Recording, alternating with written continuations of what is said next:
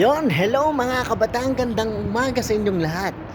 Bakit umaga? Ayun, dahil 12 AM na, March 1 na mga kabataan. Kaya umaga na. Ngayon kakatatapos lang ng ating duty. Ngayon papauwi na tayo. Mga kabataan, March 1 na. Yun. By the way, kamusta pala ang buong February nyo? Yun. We hope na okay siya. Kung marami man tayong mga pinagdaanang hindi maganda, mas i-fulfill natin ngayon yan. Yung March. Ika nga. Panibagong buwan. Kung ano man yung mga hindi natin na-achieve nung mga nakaraang buwan, ngayon natin pagpursige ngayong buwan. At simulan natin ngayon yan, ngayong March 1. Para buong Marso natin, maging productive tayo. Mga kabatang, mapatrabaho man yan o ano man ginagawa mo mga kabatang, mas gawin nating tawag dun, patindihin pa natin. Kumbaga may mga bagay-bagay tayo na hindi natin nagawa ng buwan ng Pebrero, kinulang sa oras, kinulang sa kung ano man. Meron mga pagkakataon na kapos sa financial, kinulang tayo sa ganyan bagay. Kaya meron tayong mga hindi na-achieve na dapat natin na-achieve ng mga February. Ang gandahan yan, ngayong Marso, gawin natin productive yung ating buong buwan. At sabayan din natin ng pray and action. Syempre, kailangan ng action mga kabatang. Ngayon, samahan nyo ako maging sa ginagawa ko ngayon mga kabatang.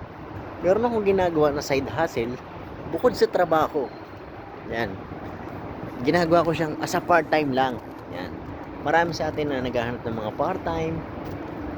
Kasi gusto, kalimitan gusto yung part-time na yung ano talaga yung sa trabaho, yung nauubos yung 10 hours mo, 9 hours, gising ka ng maaga. Okay yun, walang problema doon kasi yun fix yun sa magkanong halaga, sa 100 or 120 dirhams.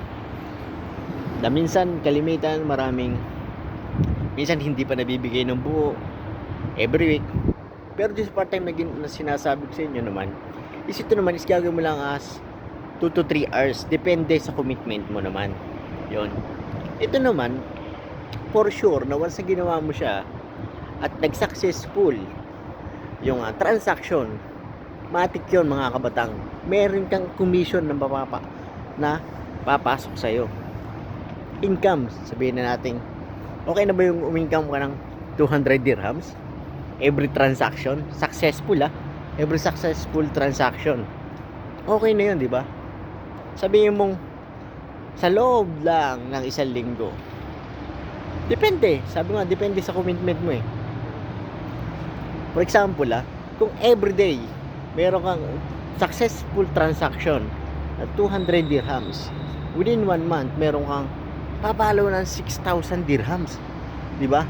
Mas malaki na yun, mas malaking, parang mas malaki, baka nga mas malaki pa yun sa sinasahod mo mga kabatang, sa sinasahod natin. Pero extra time lang ang gagamitin mo.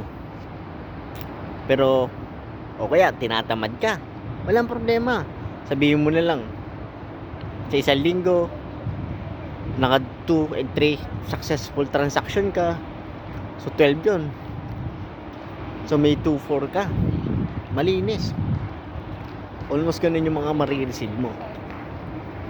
Pero sabi ko nga, depende pa rin sa'yo, sa sipag mo yun, sa commitment mo, sa tiwala mo sa sarili mo. Ano lang naman yun ikaw pa rin magde-decide mo sa sarili mo.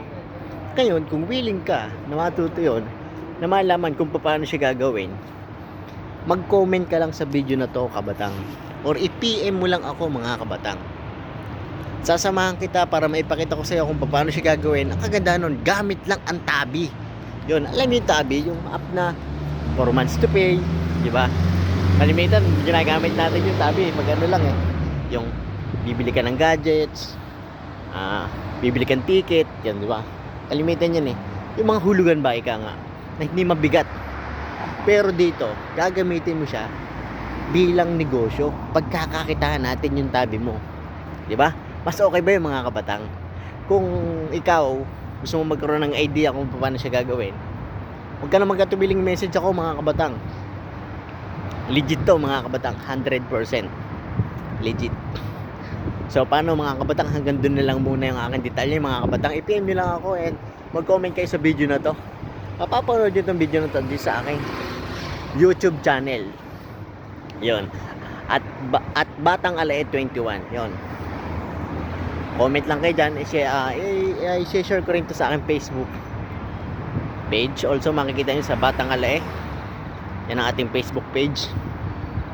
Alright, so hanggang dito na lang muna mga kabatang.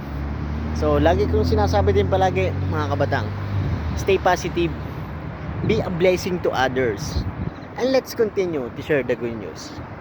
Share, build, and inspire. God bless.